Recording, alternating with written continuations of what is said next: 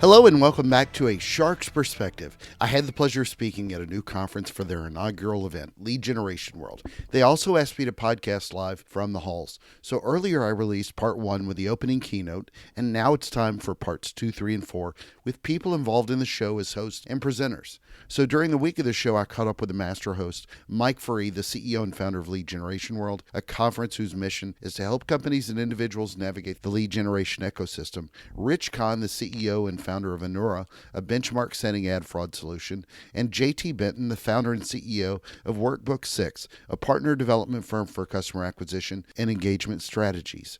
And on this episode, we'll discuss putting together a new show, networking, speaking, and the final stages of getting over the flu, as you can clearly hear in my voice. Roll tides, lift all boats, Tatanka, Bubba Gump Shrimp, ad fraud, fishing, supporting entrepreneurs who take a risk, the flavors and sizes of conferences, figuring out the ROI of the conferences you attend or sponsor, and a lot more. So let's tune in to parts 2, 3, and 4 with 3 more of the Lead Generation World attendees with a shark podcasting live at the conference on this episode of A Shark's Perspective. First up is Mike Ferree, the CEO and founder of Lead Generation World. All right, Mike, thank you again for joining us on A Shark's Perspective. Your conference is amazing so far. It's been great. What are your thoughts so far on the conference as a whole? What are you proud of seeing your baby grow up and start from an idea? You've worked in lead generation. You worked in helping a lot of events get pulled together in this industry, and now you sort of birthed an idea, created your own show at a major event. Yeah, wow. It's been a good couple days. I think I think the show's been great. I think there's a lot we can improve on. I think we're going to be able to really take what we did here the last couple days and look for those things that we can optimize and improve on. I mean, I kind of look at this like Legion, frankly. We did a test, we put out an event, and now we got to figure out where we got to optimize this thing, because there's always optimization, opportunities, whether it's marketing or whatever, business, whatever it is. And we're going to look at it. We're going to have a lot of feedback from a lot of people and take it and improve on it. So what did you love so far? You know, what I hear people say is that the vibe, sort of the atmosphere has been really, really great. People are having a lot of good conversations. And the way we have the sort of main session hall and the exhibit hall set up, that it's just keeping things very organic and conversational. So that's been really, really great. I know people have been getting business done. I just had a conversation with Leadspedia, and they said they haven't got this many enterprise prospects at a show in years. Outstanding. And that's crazy, actually, to say that. And I can't. And I'm so happy for them. What do you attribute that to? Is it just because the event, with the venue and keeping people closer together? I think we have a really good group of people here. Yeah. And they're all decision makers. And not only that, we're at a good size. Yeah. Because when you get too big, it becomes a crowd versus a group. And you're not able to you start trying to hide in the corners almost, versus actually walking on the exhibit hall floor, because, well, it's the hub of the show here, but walking on there and not feeling like you're going to get attacked because you just let the dogs loose in the exhibit hall floor. I just think there's a conversational aspect to a certain size of a conference that really leads to a lot of business and a lot of quality conversations. I don't know what that number is, right? I don't know if it's 3,000 where the tipping point is, or it's 1,000 or what, but I think that's what's happening at this show the last couple of days. Well, they speak at a lot of events that are anywhere between 1,000 and 3,000 that are large conferences, and a lot of them that are done in convention centers with this one group.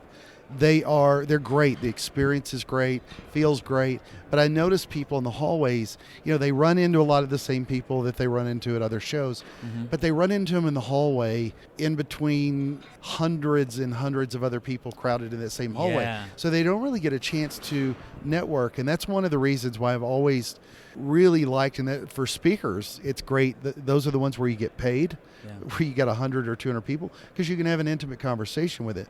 Luckily, we're in an industry where a lot of the people know each other. You've just got to give them a conducive place for them to, one, offer the attendees value, and then as well offer the people that are exhibiting here that value as well.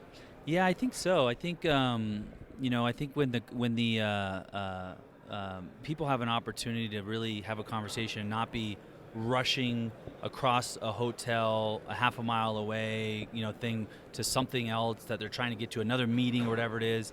And that's just inevitable when you get to a certain size. So bigger's not always necessarily better. It's really about getting a good quality of people in a room and a community together and facilitate that the best we can. We do things a little bit differently, but that's our focus. It's really about this community, the buyers, the sellers, and service providers all coming together to help each other. Because as I said earlier, is that we are a community. There's no one single person that can do the process from start to finish without the help of another company or service provider or agency. I know we'd like to be able to do that, but that just doesn't make sense. There are experts out there from an agency standpoint that know how to drive traffic. There are products and services that help you convert more of that traffic. There's, and all the way down the line, you have people that can help each other, and that's what this event is about. It's about bringing the community together so that we can all improve together. It's that, what's that saying? The rising tide lifts all boats. Exactly. Or the roll tide, something like that. I don't know if that's it. But Southeast Conference, yeah. So if you had to change one thing you forgot, you either left the oven on, you forgot the cranberries, or you forgot one thing to add to the conference, what do you think it would have been?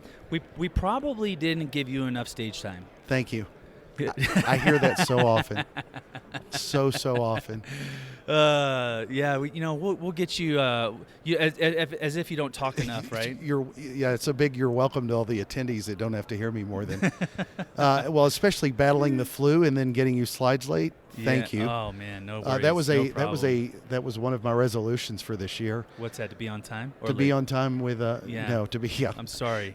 To be on time with slides, and then I get the flu. Yeah. Well, everybody except the dog had the flu. So of course. Yeah. So it's a reminder to get your shots, which I did, and don't send your toddlers to school if they're sick.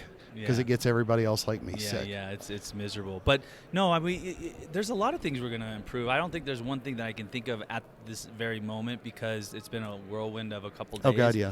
But there's one thing for certain that this is not perfect. This is not a perfect show, and I really look forward to hearing the feedback and especially the negative stuff to figure out how we can make this show better. Yeah. So how do you go about selecting speakers?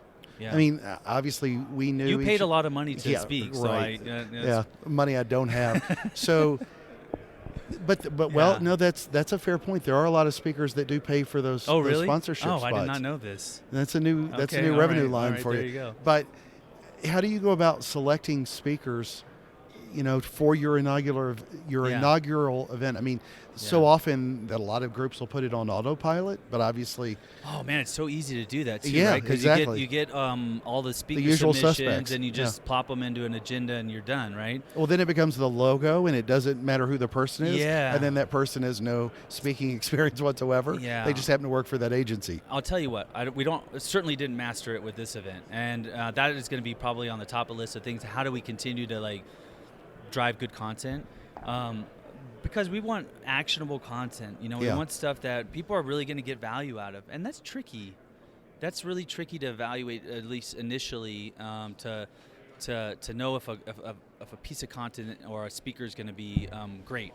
But it's really about understanding the industry and what's happening on the ground, and trying to facilitate the answers for those questions. And being a lead gen guy, and having so much my finger on the pulse with what's sort of happening, I hear and I have a lot of conversation, and I try to just answer if there's a problem. Those are the sessions we want to have. Whether it's one example is a lead buyer from an insurance company. He's like, I really want to try to start our own call center, internal call center. Okay, well, we have sessions here that are going to help you do that. I've got people that want to do something. So it's really just figuring out what are these people want, and what are they struggling with, whether it's regulations or compliance or whatever it is. Let's tackle those. And so we try to keep it obviously within a realm of lead generation, But I think that's how you go about it, and then you find the experts in that space, and then you go from there. Well, and for me, that's mine. Everything I speak about typically is about some sort of growth focus. Yeah. I'm talking about audio, but I'm not talking about audio in the sense of I can make you a jingle or let's do a fun podcast. It is strictly about helping a business grow, not wrapped around the fluffy stuff only. And I think that's sometimes there's a mix of that because some speakers can be too tactical, too direct response. I've done one where I did 100 or 200. This was within like an hour. I think I did a minimum 100 slides on lead gen tactics. Jeez. And I thought, I'm not getting to tell a story. Yeah. And that hurts sometimes. But you also don't want to be telling just a story and they get a wonderful story, but they don't go back and then get the tactics. And I find that to be something I've had a conversation with a lot of speakers on because so many people want you to have actionable tactics, but you also have to be infotaining. Yeah, and this is at its core what makes it hard. Yeah. Right? It's not easy. You just can't plop it in there and think it's going to work. You really do have to figure out who are those speakers that are good, and you're not gonna get it on the bullseye every time. Yeah. Well, you did with your keynote. How did you find Jeff Chrysler? So I'm a big behavioral science. Oh yeah. I love that kind of stuff. I went to school initially with the idea that I was going to get a psychology degree. That lasted for a couple years until I found out that you really couldn't make any money without getting a PhD and all this other stuff. So watched my sister go through it. So I went into business marketing and got a marketing degree. But really, they're very similar. Yeah. And the fact that and behavioral science in that is the overlap of really the two, in my opinion, is how do you get people, or what? How it's can a you fancy way of predicting what we do in lead gen. It very much is. How do you either predict what they're going to do based on what you show them, or how do you get them to do? Or trigger them that way. How do you persuade them, right? And so Jeff wrote a book with another guy, Dan Ariely, which does a lot of great stuff and really interesting stuff. So I came across Jeff, and he's a good guy, funny, just smart Princeton guy, and just really enjoy that. I think it applies to lead gen, but it's not directly. And I hope people sort of got the overlap and understand, okay, these are things that I can apply to my own processes to get people to do one thing or another, and take what human nature items that they can help them persuade their prospects to do down the path that they want them to go. My favorite behavioral science story from presenting was the last conference I did. I presented on behavioral science. The confidence monitor did not have a timer. So the gentleman in the back stood, the audio guy. He stands up about 15 minutes into my speech, and he's looking directly at me, and he holds his hands up, both hands, 10 fingers out. What does that mean? I got 10 minutes left. Yeah. He's looking right at me, and he holds two hands up. And so I had a much longer allotment of time than that to speak. But all I got in my mind is 10 minutes. So I blaze through the rest of my slides, and I get done about 15 minutes early. Yeah. I go back there and ask him, when I've got this speech on behavioral science, I need more time talking about it. I thought I had plenty of time. You held up your hands, and he goes, oh, no, I was talking to the guy next to me. We were talking about whatever the story was. And I'm like, so that's a reminder. Anybody putting on an event, if you got a guy that's bored, keep your hands in your pocket if you're the audio guy. I speak at a lot of conferences. Some of them are small, some of them are huge. There's one that's huge where I see a lot of the people networking, but it's basically only when they're walking down the hall, and it becomes too much of a cattle call. A lot of the smaller groups, it's very intimate. It's just, it's just a good group that you can get to know the people. They can ask you questions and feel more comfortable at it. This has got a lot of that part to it. It's feels like the right size of event as opposed to some massive undertaking that can become too big. Yeah, I think I think that's kind of at its core why Leadspedia just has got maybe 5 really big deals in one day, because it's not the conference isn't so big people are hiding. Yeah.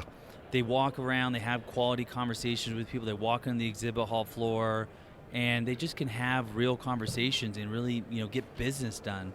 I think it's, the saying, bigger is better isn't always true. And and it really is quality, and quality over quantity. And this sort of all the overlap of my point of view of buying leads is very similar. You know, it's not always buy the most amount of leads; it's just buy the best leads you can, and work from there. Same thing here. It's not necessarily about making this the biggest show ever. Mm-hmm. And in fact, I don't know if the big shows are always the best. It's about really quality and having good people at the show, and those are the ones that people walk away with going, man, I just got a lot of business done.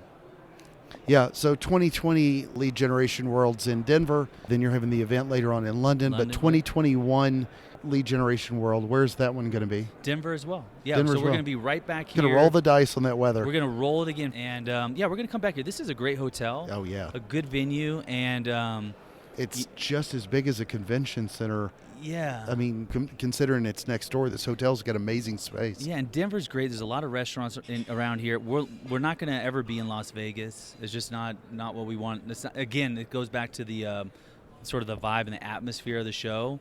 I love Vegas. Yeah. My wife lived there for 18 years. But from a show perspective, it's the same thing over and over in Las Vegas. And it's fun, but we really, really want to focus on quality conversations. And we think that not being in Vegas is the way to do that. Well, look, you're across the street from Bubba Gum Shrimp, so I'm good. Yeah. I mean, that's there's a lot of restaurant options here. Exactly. I'd encourage you to look beyond Bubba Gum. I will. I had bison last night. I had some Tatanka, so. Yeah, so Denver's awesome. So we've asked this question before. What's your favorite kind of shark and why? Oh, yeah. Well, so I can't say it's changed because last time I answered a soup fin. Or no, I did not. I said a 7-gill. 7-gill. Which they're actually very similar. I think the soup seven fin gills has a long tail as well, very much like a right. thresher shark and Like a 7. Yeah. So I'll go with soup this time. Okay, there you go. Soup fin. Yeah. So, all right, are you ready for the 5 most interesting, important questions I'm you're going to be never asked ready today? for these. There you go. All right, so Denver or San Diego? You know what? That's actually pretty tough. I like Denver. Yeah, Denver's a nice town. Denver's pretty darn nice, but I live in San Diego. San Diego's got the beach. And it's a little bit warmer most of the year, so I'm going to stay with San Diego. Yeah, I would. Yeah, I would too. For a conference, though, Denver's an underserved market. Centrally located. Yeah, well, centrally west for people that live in yeah, San yeah, Diego. Yeah. But number 2, Batman or Aquaman? I have absolutely Batman. Batman's pretty awesome. Yeah, it's a better backstory. The hero, the superpowers and all that sort of, or the underwater and all the strength of Aquaman is pretty impressive. But I'll go with Batman. Yeah, I like Batman's story. Aquaman was like riding a shark. If you really think about the Batman story, he's just some rich kid. It's another rich kid coming up in the world. Yeah, but it's the only one that relates to normal people. Yeah. He was fueled by hate. Yeah. After his parents get killed, he has no superpowers. Yeah. He's just got cool outfits. Just a ton of money. And Ton of time to learn karate. Yeah, exactly. All right, number 3. Okay, hit me with it. A performance marketing conference or a digital marketing conference? Well, they're so darn close. I would have to go with performance, of course, just with lead gen, being at my passion. So yeah, performance marketing. It is, but it's still a very different it is. level of thinking when you get there, because although so many of our tactics in performance live in digital, the way people think in digital is not always performance and related. I like performance, and I just think that's the way all marketing is going anyways. And it may already be there, frankly, but yeah. Well, the problem is we just got to make certain that a lot of the guys that come to these kind of shows, that are especially in the DR space, still understand the humanity, the value of the customer, not just lead. Yeah. So, number 4, Joaquin Phoenix in The Joker or Robert Downey Jr. in Avengers Endgame. Okay, I got to go with Joaquin Phoenix. I got to go with him. That was an amazing. But Robert made me cry. You can't kill Iron Man. I bawled in the theater. Cry. The story made you cry, and of course, he's like the reviews last for one. Dr. Dolittle made me cry. Listen, that Endgame was a good movie, but the Joker, when you start rooting for the bad guy, and start going, well, I shouldn't be okay with him killing these people. But And he didn't top Heath Ledger. It was a different. yeah, oh man, I mean, he was looking for a powerful. differentiator, if you Yeah. will. I mean, he could not have done a better job of giving a different and amazing type of performance. Amazing performance. It's amazing when you think of the guys that have played that role as well. Jack Yeah. Nicholson. Yeah. I mean, even going back to the Adam West days, Yeah. Cesar Romero Yeah. play the Joker. That I mean, Joker's a good character. crazy. It's Yeah. crazy how impressive Yeah. some of them are. Yeah. But number 5, and I've asked this question before: biscuits or cornbread? I wonder what I said last time, because that's something that definitely depends on the weather. Exactly. So it's So a frame of mind. Yeah. It's like performance marketing or digital yeah, marketing. it really is. Yeah. I'm gonna go with cornbread. Okay. Yeah. Michael, amazing conference. Thanks. Thank you for inviting me and Thanks for putting on an presenting, amazing yeah. show. Absolutely. And we'll see you at the next Lead Generation Awesome. World. Thanks, Shark. Next up is Rich Kahn, the CEO and co-founder of Anura. So, Rich, welcome to Lead Generation World 2020. So, good to have you here on a Shark's perspective, and good to meet with you here at the conference. If you will, tell us a little bit about your background and your career to date. Personally, I've been a developer for years. I mean, I wrote my first game when I was 9, got published when I was 12, loved programming world, worked my way through college selling. So I ended up having a unique experience of selling and programming at the same time, which is a rare. It's a rare. Very rare. Got into the internet marketing sector in 1993. So I've been doing this about as long as you could.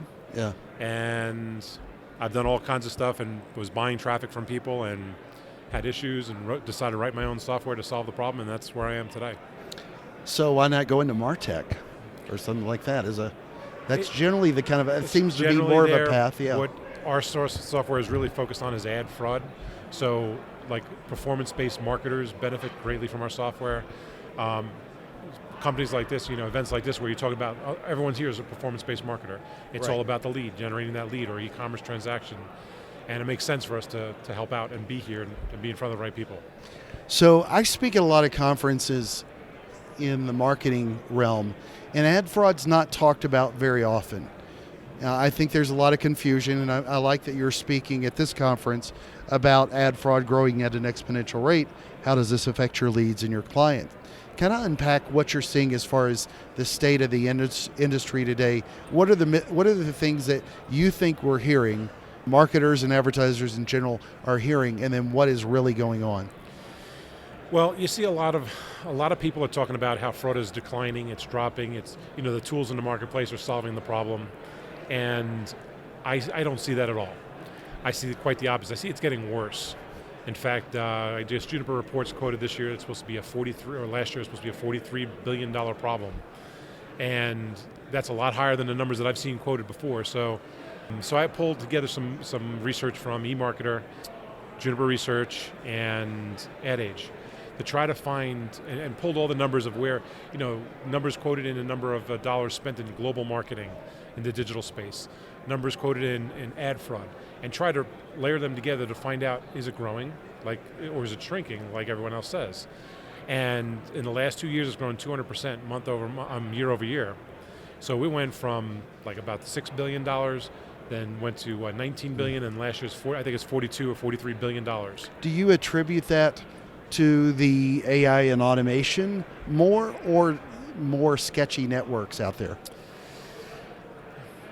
I did a lot of thought on that because as I'm speaking on it, I wanted to come up with a solution, why do I think it's growing? And I came up with a couple ideas, and it's probably a little bit of everything, but at the end of the day, I honestly think it's the fraudsters are getting more aggressive. Yeah. They're realizing they can make a lot of money. They've got their own AI and automation, yeah. And they got teams of people that work for peanuts that will get this stuff done. Well, they built a network for years now on, on display ads. I mean, they're converting at less than 2%, which is deplorable. Mm-hmm.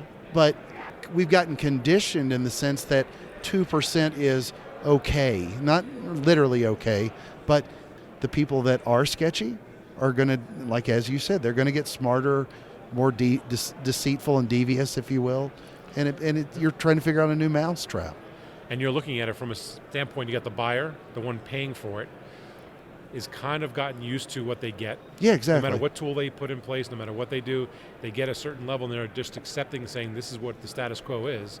The guy selling the traffic a lot of the times doesn't want to know what's Yeah. under the hood, because if he does, Don't open the kimono. He's got to Yeah. do something about it. Yeah.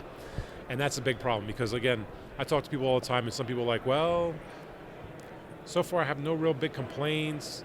They're not being proactive about it. So my question is, well, right now, according to the numbers that I researched, I think it's about 12% fraud, which I think is really low. I think it's about double that. And by 2023, it's supposed to be around 20%. So that's, again, it's growing, it's continuing to grow. So if that continues to grow, at what percentage does your company shut down? Yeah. It's not a question of when. I mean, if, it's a question of when. When will it actually physically? Because again, if you had 10% fraud, your clients maybe don't spend as much with you as that you would want them to, but they're okay. 20%, they start to question. 30, 40, 50. At what percentage do they stop buying from you? So where is that fraud existing? Is it all over the board on, I mean, kind of paint that picture, if Yeah. you will. So we see it from a variety of places. I mean, we see it from organic search. So we see organic fraud. We see tier one fraud like Google, Facebook. You know, it's less there because they're billion-dollar companies who spend money to actually target fraud, but they still have fraud. Affiliate fraud, programmatic fraud, much higher on the scale. And it ranges. I mean, I've put networks on our network when we turn them on and find 90% fraud. And they're not customers of ours today, because I would literally shut their company down if they followed our advice, because they couldn't absorb a 90% reduction in revenue. Well, so much of this industry is based on buying more leads and cheaper leads, and everybody's now a media company, if you will. For an advertiser that goes to this conference or any conference, or if they're just on the phone day to day, what advice do you give them to start putting in so that they can control better the problem? The problem has gotten so sophisticated that it's not a simple fix, right? So in my speech, I talk about, how to look at click logs, and they're crazy. When you're looking at an IP address and a user agent, you start sorting those and looking at those in different ways. It helps you to start to understand where fraud is. But the sophisticated fraud, it's hard for a company, unless a company can afford to invest a lot of money in the right data scientists and the right logic and the right platform of their own and build their own. Our business is all built on people using us. We've been doing it for the last 15 years. Use our platform. We'll walk you through the data. We'll show you the actionable data. And it is really, if you're going to try to go out on your own at this point, it is difficult. So for the agencies, though, does that also, are you running into that a lot? Because a lot of the smaller marketing teams, which again form up the greater bulk of all the business combined, they're going to be the least sophisticated, if you will. They're working on solving their 10 or 20 or 30 customers, making sure they're buttoned up. So maybe they third party it to an agency.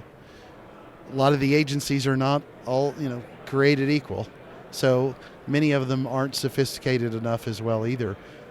You said that several times about it being an advertiser problem, but I'm assuming that also you're seeing that a lot of that education that you're having to help with also exists in the agencies as well. It is, and ultimately, again, a lot of agencies I talk to will say, I don't want to really look at what's under the hood. They have to be, by nature, they're somewhat defensive about it. Because it's their product. It's their product, yeah. And I'm telling them that there's junk in it. Yeah. Now, the ones that get it are the ones that start to have the problem, starting to get callbacks and complaints from their clients, starting to see signs on the wall that there's something going on that they can't now ignore. So then they get on the phone with us, we help them get set up, all of a sudden chargebacks go away, client demand goes up because they're getting a higher ROI, and they start to grow their company even faster. So the ones that get that premise and take advantage of a company like ours start to see that lift and start to see that growth and always question themselves why they didn't do it sooner. So if they don't work with you, where do they start? Is it ClickLogs? So ClickLogs is the first good place to look at because it's some obvious stuff. Like if you're getting a tremendous amount of clicks from an old browser, 5-year-old browser, those are not things that you should be getting a lot of. If you're getting a lot of clicks from the same IP addresses, again, obvious signs. These are the basic levels of fraud you want to look at. The next thing you want to do is start taking performance-based data, like call disposition reports, and back those up back to your leads so you know that those were good leads, and then the ones that came back that the human verification said were no good, go back and what made those leads, is there something about those leads that stood out that you can then start seeing a pattern in that So you can start recognizing that in future leads. See, I'm trying to remember a lot of clients that I've worked with over the years that I've helped with to grow their business. Most of the time they're so focused on the growth, they forget about what they've wasted in that fraud type sense. You know what I mean? Yep. So often we're not trying to see what didn't work. And that's an unfortunate problem with attribution. I wish more marketers would spend more time on it. But they don't question why it didn't work. They simply question why didn't we meet our numbers. And then they think the fix is to put more money in, or another agency, or another person driving it, or whatever. And I don't think people truly understand the amount of fraud that's out there. And it's one of the things I'm running into now, especially because I think most people, like you said, they've accepted the idea of, they understand there's a lot of fraud in the digital space, especially with display ads running everywhere. TV now is becoming a little bit of a problem as well, because there are a lot of fraud in video, where instead of somebody running a banner ad, they're running a video, thinking that was going to show up, and then it's on, whatchamadoodle.diggitydog.com, and it's another, again, a higher waste of money, but somebody was just looking to make certain they had enough impressions somewhere. So there's a lot of fraud out there, and it's like anything else. The number one thing I hear from marketers here at the show is scalability. They're trying to figure out how to scale their business. They're not focusing on the details that got them from startup to successfulness. When you're in a startup, every dollar counts, every attribution counts. You look at the details, you focus on those details. Once you get past a certain part and you're covering costs and you're starting to make a profit, you're starting to grow, next thing is, okay, great, I built a successful machine, now let's just ramp it. And they lose sight of some of those basic details, and fraud is one of those things that they miss out on, and that can cause issues down the road. Well, this is not the best example, but if you knew your service was going to cost $100, and it cost me $80 or $90 to invest the time into the problem. Again, for this example, do you find that those kind of clients look at it that way, to where they think maybe $10 that we're losing instead of $100? They're evaluating how much they're losing on the fraud versus how much they invest in fixing it? Because that's not necessarily, that's a horrible example, but I think you get the idea. Sometimes they're just chalking it up to a cost of doing business. Build or buy, right. Exactly. And you see that a lot. So some companies are so small that they can't afford a service. Perfect. So they have to try to build something internally, which is what we did back in the day.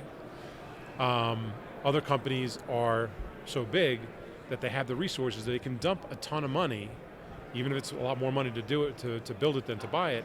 They'll put a ton of money into doing it themselves because they want to own everything that they do. Mm-hmm. So you see that from time to time. And then you have the companies who have the funds, don't have the time to build it themselves, or the expertise, and just need the problem solved. Here's the money, solve my problem. If you solve my problem, you can have my money. And that's a client that, those are the three type of clients that I run into.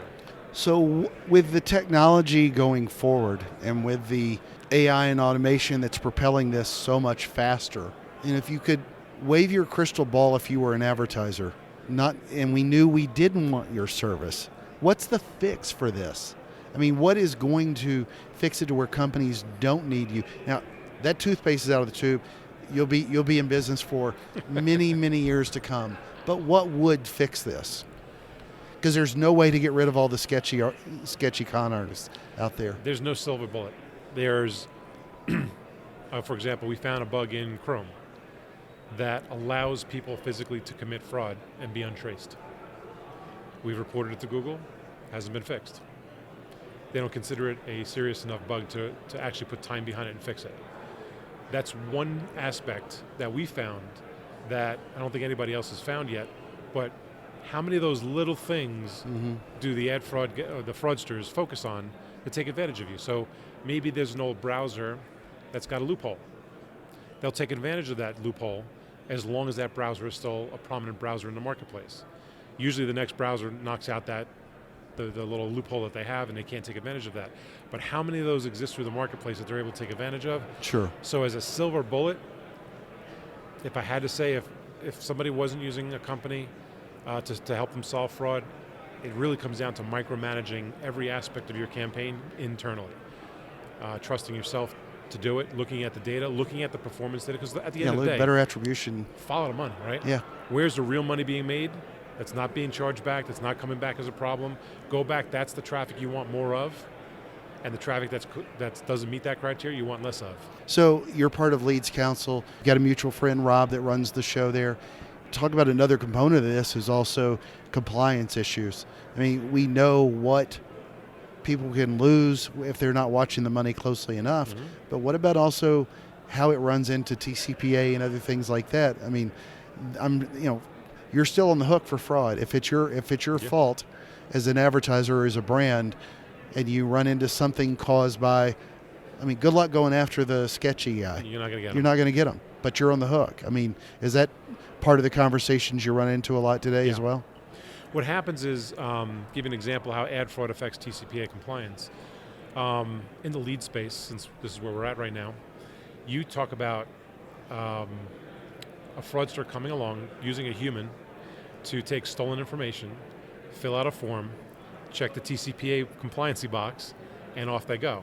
Now, because it was filled out by a human, bot detection doesn't pick it up, nothing else picks it up. They use stolen information, so it's the real information. They'll use the checkers to check, is this the right person's name, phone number, email, and it all comes back good. Then your client gets on the phone, calls that lead, and the guy swears he never filled out the form. Gotcha. You just broke TCPA compliancy. You're speaking at a lead generation type conference. What other conferences are you typically speaking in front of? Who are the audiences you're speaking to generally? Because all the conferences are a lot different. This one has a lot of the ad buyers and ad sellers, so it makes sense. But that is one small sect of the space that's out there buying so much of the media today. Yeah, so the other spaces that make a lot of sense is anywhere where there's a performance-based marketing component. So it could be affiliate-based marketing, like affiliate summits. Exactly. Leads Kahn. Like I said, you got Lead Generation World. Those are the markets that tend to work the best.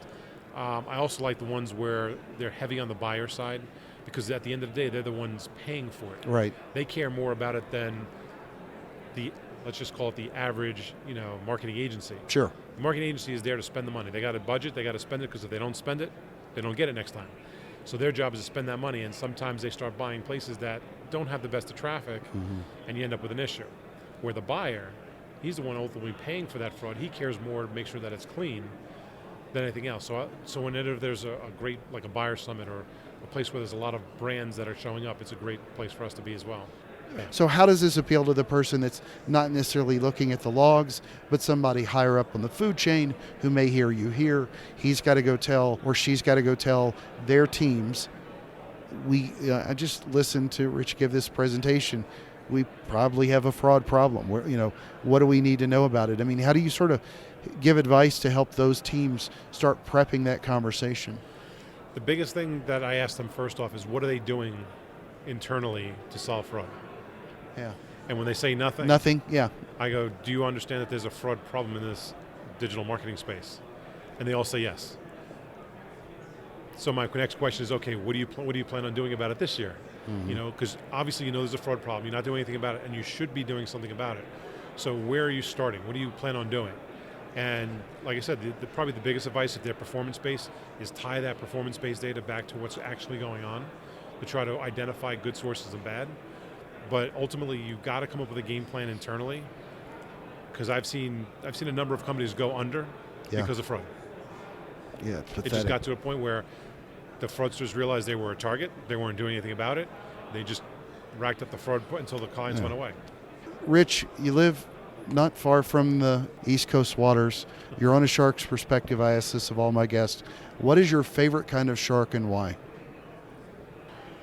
Well, we have a special attachment to a hammerhead because we did go down to a summit down in Florida, and it was a complete bust. There was, I think, 20 attendees. Oh, no. I mean, complete bust. And meanwhile, I had my whole team, I had about 6 of us down there at the time. I'm like, what are we going to do? I mean, we've got 2 more days here, and what are we going to do? So we went fishing. As soon as we pulled out, one of my guys got sick. So the guy's like, if I turn around, we can't come back out. And he goes, I really don't want to turn around because we literally, this whole season, we haven't been skunked yet. And the last thing I want to do is get skunked because somebody got sick. I said, well, you're going to have to go back. And he goes, I'll troll back slowly. Maybe we'll catch something on the way back. We snagged a 82-inch hammerhead, which is now hanging in my office. Oh, no. I hate that. I'd We rather found you cut out- the line and let them go. Well, what we originally had planned was to have it, because normally what they do is they take the shark out, you take a couple pictures, Right. measure it out, throw them back, Throw them in the water. and then they build you a replica of it. They all look right the same. So that's what we thought was going to happen, and that never happened. And we felt bad about that. Well, Rich, it's a special time in my show. Are you ready for the 5 most interesting and important questions you're going to be asked today? Oh boy. All right, number 1, and this was because of our conference organizer and where he lives versus where this show is. Denver or San Diego? I love San Diego. Yeah. This is my first time to Denver, so I haven't had a chance to really roam around the streets. But Denver in January, I'm thinking San Diego is going to be a better place. Well, now, the weather's pretty outstanding here. I'm shocked how great we got it. I'm enjoying it. Yeah, number 2. Plus, once you stay in the conference room, it's really, inside the conference hall, it's walk into the Uber, it gets too cold. That's about it. Number 2, Batman or Aquaman? I was always a Batman fan. Good man. Good man. Except Aquaman swam with sharks, so that's why I love him. Yeah. Number 3, a performance marketing conference or a digital marketing conference? Performance marketing conference. Yeah. Easy. I do think, though, that ad fraud could be better served with more sessions on ad fraud. I'd love to see more digital marketers start to think about it, because I don't know that there's enough education in that space. All right, number 4, Joaquin Phoenix in The Joker or Robert Downey Jr. in Avengers Endgame? Robert Downey Jr. in Avengers Endgame. Thank you. He was amazing in that. So number 5, and the most important question you're going to be asked today is biscuits or cornbread? Cornbread. Why so? I don't know. I think the butter on it it holds it better. It's got that better taste to it. Yeah. I don't know. I like the taste better. Not bad. Rich, where can people find out more about you, your company, your thought leadership in the ad fraud space and more? Just go to Anura.io. Find me on LinkedIn, Perfect. Twitter. Awesome. Rich, thank you so much for being with us today on A Shark's Perspective. Appreciate it. Thanks a lot. Finally, it's JT Benton, the founder and CEO of Workbook 6. JT, welcome to Lead Generation World, the first ever. Good to have you back on the show. So tell us briefly again, just to recite for those who didn't listen to the previous episode, a little bit about yourself. Oh, sure, yeah. First of all, thanks for of course. for having me. Big fan. You did an awesome job in thank your you. talk. It was well done and very insightful. But not as good as you, because you started off with a tattoo of a fake tattoo, a slide with a fake tattoo on your neck. Yeah. I should have shown him my real tattoos. Yeah, I mean, look. Shark tattoos are bigger than I need to get one on my neck, though, like yours You was. get yourself a neck tattoo. Listen, for all your listeners at home, my advice is not to get a neck tattoo. Guys, he's rolling up his sleeve. I'm getting it. So I'm JT Benton. I'm the founder and CEO of Workbook 6. My company provides partnership development services, largely focused on U.S. enterprise brands. Yeah. So why do you choose this kind of show, other than to support the guy that started it? But what do you get as far as business for you for coming to this kind of show? This is a very heavy networking show. Sure. Yeah. Well, I guess the first thing is, if for no other reason than to support an entrepreneur who I have a lot of respect for, Agreed. I'd be here. And I just want to say this kind of for the record. Taking risk is hard. If you have a friend who's taking risk and you can support them, do it, because being vulnerable and getting out there is a difficult thing to do. And I'm super, super proud of Mike and thrilled to be here just for that reason. Yeah. Now, that said, look, a big chunk of our business involves bringing performance marketing partnerships forward from this ecosystem. There's a guy on my team named Justin Guido who leads that effort. He's been in nonstop back-to-back meetings, bringing tons of value forward for our clients. So we get that, right? For me, I don't come in with the expectation of ROI, but we've already blasted way past it. It's been a great event for us, and it's going to be lucrative for us to be here. But again, for me, it was all about being here for Mike's first event and supporting him, and supporting Justin on my team, and then anything else that happened beyond that is just sort of gravy. Well, I look at the conference landscape, and there are well over 400 conferences. I remember looking at it last year, just sort of mapping out the year initially. And there's a blend. There's performance marketing, there's digital marketing, there's content marketing only shows, social media marketing shows. There are not a lot that are that are really heavily focused on lead generation, growth, those kind of businesses. There's just not enough growth strategy conferences to me. When you start considering the ones that you go to, because you attend a lot of them, you speak at a lot of them, moderate panels at a lot, how do you break down what's an important conference to you, other than just when it's just a friend, for those that don't know if they're considering a Lead Gen World or any other kind of conferences? How do you sort of peel that onion apart to figure out which one's the best one for you? Every dollar that we spend is an investment in our client's success. So Workbook 6's business is all about driving partnerships for its clients. We don't have a corporate marketing budget. We don't have a corporate sales budget. We don't even have a salesperson beyond me.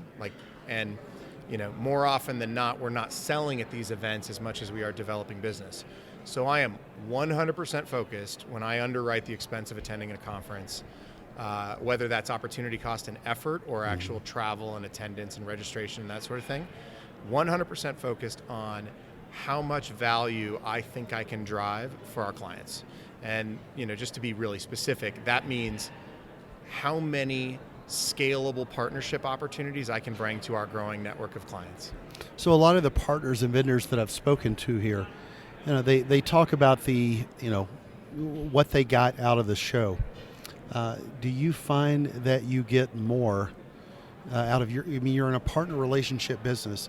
Do you get that much more out of a growth type conference as opposed to, say, a typical marketing conference, maybe focused on content marketing? Maybe you went to Content Marketing World that might have 4,000 people there. Right. This show has less than 1,000. Right. Are you going to get, a 4x return at Content Marketing World, or does it need to be and that's one of the things I run into a lot is trying to figure out there's interesting value on stage versus what you can translate into business or take back to work and things like this. Different ways of looking at it. Yeah, I think it's all wonderful. Yeah. Right? My answer is yes to all of it. Yeah. And, obviously we're a small business with a big reach, but we try to make an effort to be at, in a lot of places.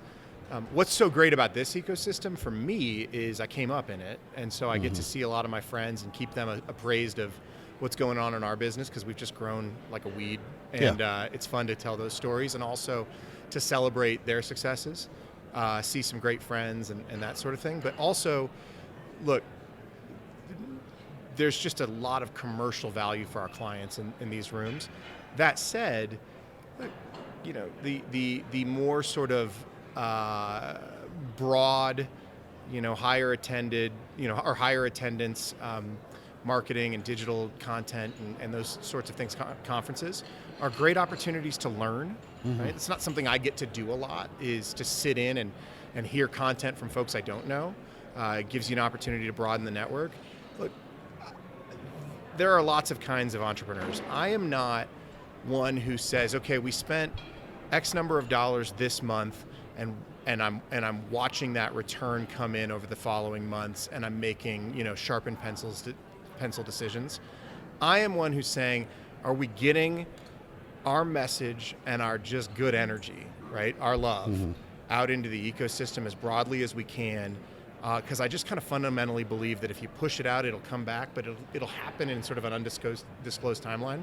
So there's not like this reconciliation for me that there might be for lots of other folks. I'm just thinking about it more broadly. Yeah, no, I mean, I agree. I like all kinds of conferences. Yeah. I think there's a value to every one of them. I think it's very easy, especially in this place that we're in, this type of conference we're in, to where it's caramel flavor. People here only love caramel flavor. Oh, sure. But you've got to be able to try strawberry and chocolate and vanilla. And a lot of people, especially in the performance space, tend to focus too much on just caramel. And it's good that you've got that mindset, just like a lot of people that are, say, content marketers that only love certain types of digital marketing conferences. They need to explore these types of conferences. So there's a lot of education. There's a lot of ways that people need to learn. And I just wish people had enough budget to go to all kinds of conferences, or there was just one super conference that had everything. But at least this one has a lot of the same flavors. But I mean, like today, I spoke about audio. Audio from a performance standpoint. not from a fluffy content standpoint. I couldn't cover too much of that on slides, but Right. I'd like somebody to also think about that part of it. And so I think, to your point, I think the appreciation of being able to, all of them are great. I hope people are more conducive to being open-minded, looking at other types of conferences like this one as well. So. Sure. Well, I mean, our business is really, really industry agnostic. We represent companies Exactly. in a bunch of different industries, and we also form partnerships of lots of different flavors, to use your lexicon. The truth is, we have to be in lots of those places because we have a fiduciary responsibility to go develop these markets Absolutely. all over the place. And so content's great, right? And so are lots of other things. The other thing that's nice is there's a component of culture and team education. We want to give our people, our team, and you and I have talked about the way that we support our team. It's really core to me. We want to give them the same kind of resources a parent would want to give their child, and expose them to different education and different sources of learning, and also broaden their network, because that's a big part of why people take a flyer and work for a little company like ours, right? We don't have, nap pods and, a sprawling campus and, everybody gets their own bicycle, but we send our people out into the wild and they get to see and do some really, really interesting things and take in a lot of really fascinating content. So for me, as long as we can kind of directionally see the path toward benefit for our clients, my gut is let's get some people out there. Well, you're in Phoenix area, so you've got Adobe pods. Yeah. We got an embarrassment of riches in our little company, and we're very, very blessed to have it all. So I don't mean to say that, we don't have wonderful, wonderful things. I'm pointing out that, we're not Google or Facebook, but Exactly. But we definitely get our people where they need to be. Looking at this conference in particular over the last 2 days, what did you like about it as opposed to, not name the others, but some of the other conferences that you go to? What did you like about this particular show? It's a great question. First of all, I loved that it was in a city like Denver. Yeah. A lot of really fun, cool things to do here. That afforded opportunities for folks to get into town early and go skiing. I had to turn down an invitation to go on a CEO skiing summit over the weekend because I had a kids basketball game to attend, which I was thrilled to be at. But that afforded people to get some kind of fun recreation out there. Last night, I got to be a guest of a whiskey distillery tour. Nice. That was really cool. And so I love that it's in a different city. Love that. Really like the venue. Right? I think it's a fantastic venue. Everything's so walkable here in Denver, so that was really great. Some of this stuff I've already touched on. I like that the speaker roster was really robust. I think that there's some opportunities to optimize that a little bit, and I think that Mike could be the first one to tell you that, but I think he did a really good job getting great speakers forward and lots of different learnings. And here's the other thing. I love that the guy is using this as a launch pad to learn. When you talk to Michael Ferree, who's the founder and is running this event and put this on, there's such a humility about him to say, look, nobody ever gets it perfect on their first one, so let's just take in that content and then do a debrief and learn from it. And so I know he's going to use those learnings towards London. I can't wait to have some people at London. I'm not sure if I'll be able to get there, but I know that at least a member of our team will be there. And I think an object in motion stays in motion, and so many people have grand designs to launch something big. This guy did it, okay?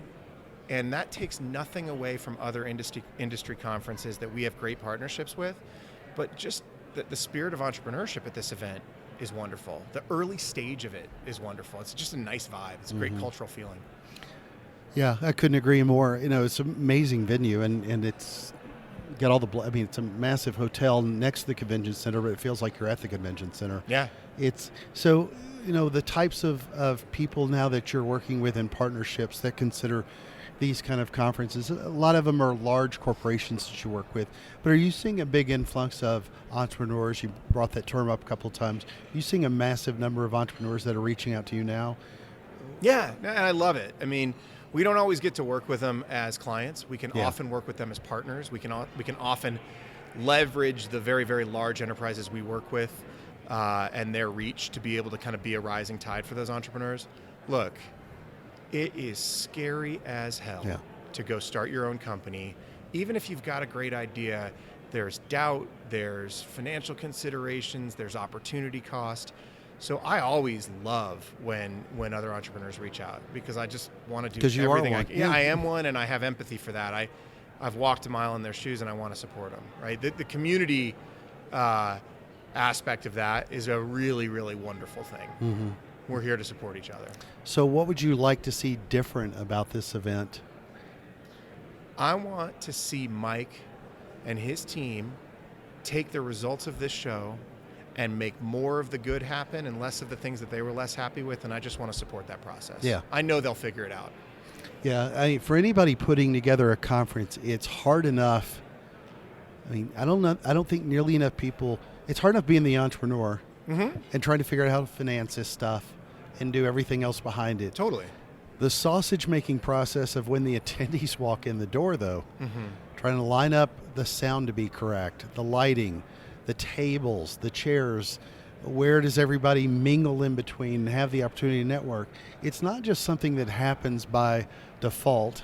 Right. It's something you've got to tweak and optimize with every event and every venue, because every venue is different. But I mean, hats off to him to pulling it off, because it is this is a large undertaking. Huge. Absolutely Yeah. monstrous. For this to be the first one in a venue this large with this many people, you just got to take your hat off to the guy. And the other thing is it's so clear that he's really, really reached to add value to every attendee. And so I want to see him double down on that. I mean, I've got nothing but positives to say. Well, you run the Partner Summit a lot at another one of the conferences, and we were talking about this earlier about it being a pretty good group of people, 250-ish, in a room, almost like a master class for 4 hours, having those kind of conversations. Do you prefer those kind of events, or one where you spoke to a much larger room? I love it all. There's one that's a packed room, and Yeah. then there's one that's a massive convention type It's a hall, right? Yeah. I'll tell you what. I try to take something great from all of it. Yeah. Look, there's no question it can be really intimidating to stand in a room with 500-600 seats in it, right? And to see people you don't know, and to know that you've got to fight for their attention with a device that can literally deliver anything. Yeah. Like seriously, like if you told Siri to show you a picture of a narwhal, right, it would do it. I can't do that. It's kind of a random example, but that can be intimidating, but also can be really, really great for confidence building and just like messaging, and there's so many things you can learn from that. And then at the same time, what's great about what we'll do later in March and early April with our partnership summit is, there's the opportunity to maybe not be the presenter, Yes. but to pull the content out of others. If I have to kind of pick the kind of public speaking I like to do the most, I like to celebrate other people's successes and content and just be a conduit. I like to enable commerce without being commercial. That's just a nice feeling for me. But this was really fun too. I like it all. Luckily, though, this is pretty heavily engaged business leaders. This is Sure. not your junior folk. It's much easier as an MC Yeah, because you're it's wonderful speaking as on an MC. behalf of your speakers, right? And so, the message can be, look, give these guys a break and give them your full attention. Yeah. You came here, you may as well get your money's worth. When you're a speaker and you're staring at a group of people who are half in the room and halfway there, it's very, very interesting. Here's the message. You got to up your game. It's Yeah, not fair. agreed. It sucks, right? Nobody ever expected that they'd have to compete with a device that is so powerful.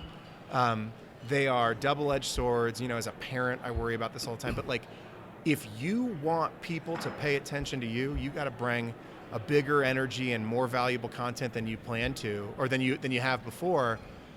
You've got to be more than enough. Yeah. And that is hard. Now, if you don't want to do that, don't do it.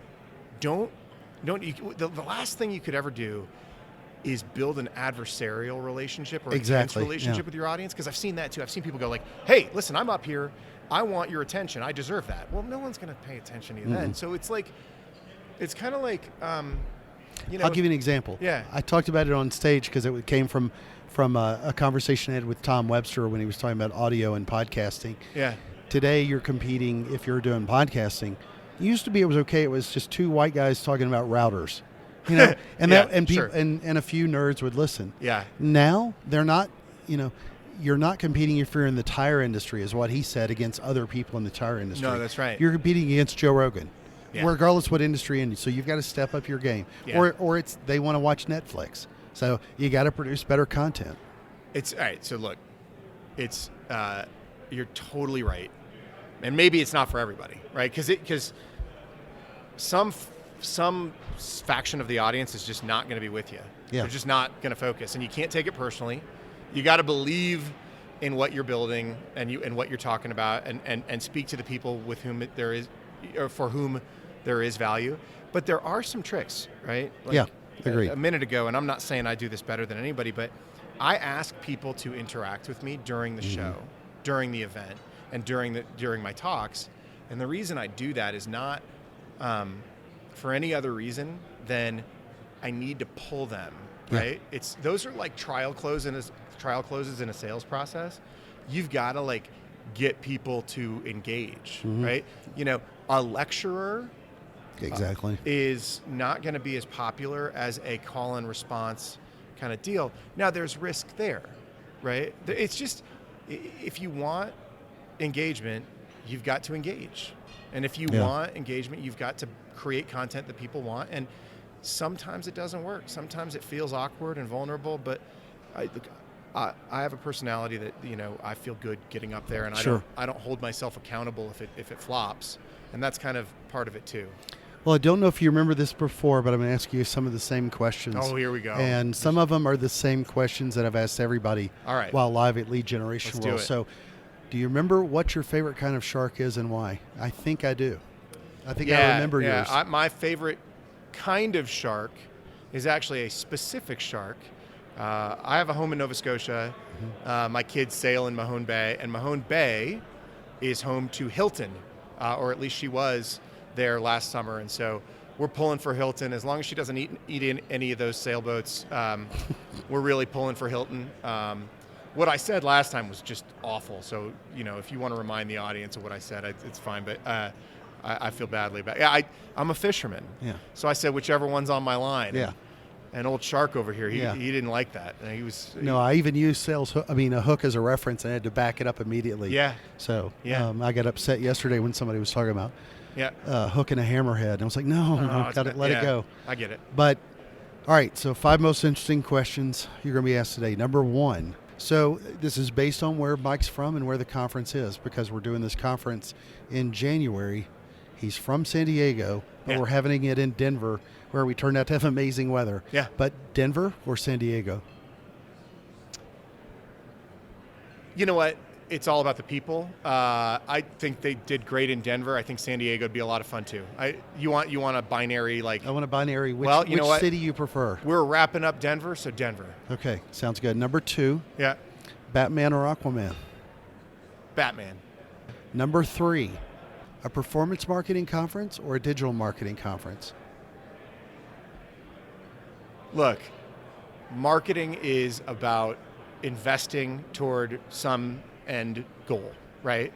So performance marketing and digital marketing and every other kind of marketing are the same thing, in my opinion. I think it's But the syntax. conferences are different. Okay. So if you had your money to pick, you had Performance $1,000 to put on one conference Performance ticket. marketing. Okay. Yeah. Number 4, Joaquin Phoenix in The Joker or Robert Downey Jr. in Avengers Endgame. Oh, Robert Downey Jr. Thank you. Yeah. Let everybody know he made me cry like a baby. So Okay. That's it good to know. was a powerful Some moment. vulnerability. Yeah, no, until your wife laughs at you while you're watching Yeah. the movie. So number 5, and the most important question we asked today, like before, biscuits or cornbread? Biscuits with Good man. gravy. Good man. Has anybody ever made you do 5 questions? Yeah. They have? Yeah, on other shows. Like it totally ad-libbed it? Totally ad-libbed it. You ready? All right. Plain colored socks or patterns? Patterns with sharks. Patterns with sharks. I've got them on right now. There they are. I see them. All right. Okay. Trade show footwear, dress shoes or sneakers? Sneakers all day long. Okay.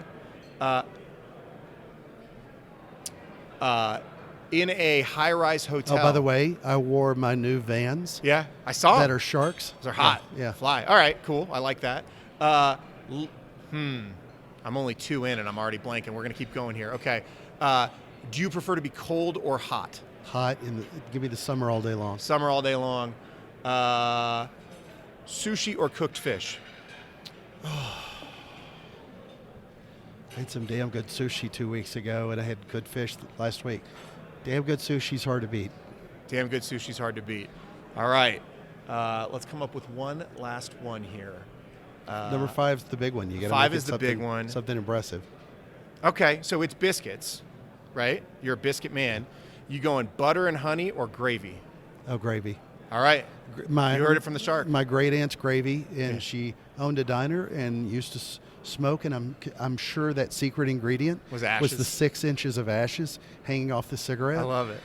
I don't, for health reasons, I don't want to know. Maybe that would explain some things, but it was the best gravy I've ever had on the planet, and it changed the world. So yeah, totally. I mean, biscuits and gravy are like hangover helper, man. Oh, I know they talk about dates and camel milk being able to sustain life forever for a human, but I kind of think biscuits and gravy would be the same thing. All right, commercially, you're from Memphis?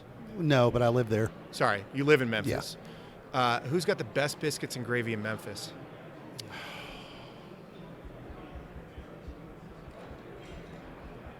Probably my wife. Your wife? Yeah. Can we all come over? No, but that's probably, there's Can I come over? There are certain things of why you marry somebody, and cooking biscuits and gravy was one of them. Dude, so. I'm with you, man. Yeah. My wife is such a good cook, and I love it because she always cooks for more people than are there. Do you have one of those? No, but she always cooks more than I should eat, which is part of the portion control problem that I have. So. Where do you want people to find you, JT? At the next conference, your company? Oh, sure. Yeah, absolutely. Look, we hit a lot of industry shows within the performance marketing space. You can always find me on LinkedIn. You can find me on Twitter. My email address is just jt@workbook6.com. I'm easy to find. I'm tall and goofy. Please reach out and say hey. Beautiful. Thank you so much for joining us at a Shark's Perspective live at Lead Gen World. All right, man. Thank you.